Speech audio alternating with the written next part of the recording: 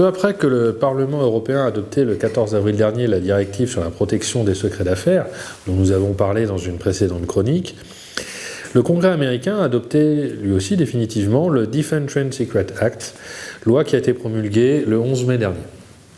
Ce texte vient amender le Economic Espionage Act de 1996 en créant un droit d'action au niveau fédéral en cas d'appropriation frauduleuse des secrets d'affaires. Le droit d'action créé porte sur deux volets qui ont pour objet de protéger les secrets d'affaires, aussi bien dans le cadre du commerce entre États des États-Unis, ainsi que dans le cadre du commerce extérieur.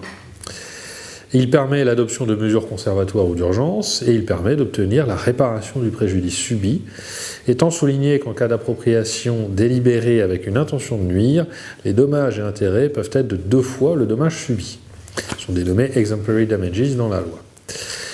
La définition de secret d'affaires inclut toute forme d'informations financières, d'affaires, scientifiques, techniques, économiques ou autres, quelle que soit leur méthode de stockage ou de conservation, dès lors, et c'est un point commun avec les textes européens, que leur titulaire a pris toute mesure raisonnable pour conserver ces informations secrètes, et dès lors que l'information en question apporte une valeur économique actuelle ou potentielle en n'étant pas connue, et en n'étant pas accessible par des moyens propres. Comment ce texte peut s'appliquer en matière de franchise ?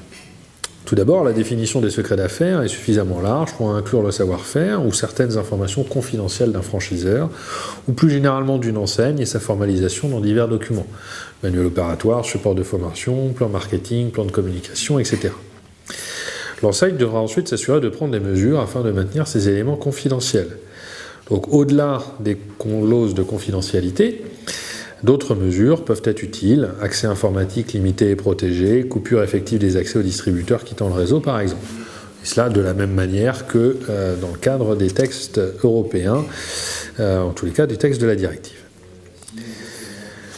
Et il conviendra également de rappeler dans les documents accessibles aux franchisés ces règles en matière de confidentialité. Certaines exceptions sont prévues par le texte qui permettent la divulgation de secrets d'affaires dans des cas bien spécifiques.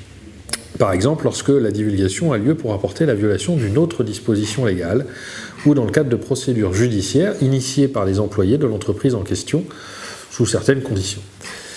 Il conviendra par contre de s'assurer que ces employés reçoivent une notification spécifique sur les possibilités qu'ils ont, sous certaines conditions, de divulguer des secrets d'affaires dans le cadre de procédures judiciaires. Si cette notification n'a pas été faite, il ne pourra pas être réclamé à leur encontre d'exemplary damages ou le remboursement des frais d'avocat s'ils avaient violé le texte applicable. La notion d'employé telle qu'elle est prévue dans le texte américain est un petit peu floue dans la mesure où elle vise également les contractants ou consultants pour un employeur. Devant l'imprécision des termes employés, la question se pose de savoir si les franchisés, ou plus généralement les distributeurs d'une enseigne, peuvent être compris dans cette définition. Certes, ils n'agissent pas pour un employeur, mais ils sont bien consultants ou contractants en tous les cas. Il est donc a priori préférable de s'assurer que tant les franchisés que leurs propres employés reçoivent la notification. Il faudra donc l'adresser aux franchisés, s'assurer qu'ils la répercutent à leurs employés.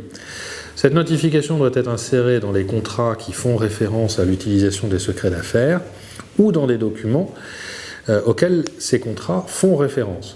Donc sans attendre la conclusion de nouveaux contrats ou la conclusion d'avenants à des contrats existants, une mise à jour du manuel opératoire ou des règlements intérieurs sera nécessaire.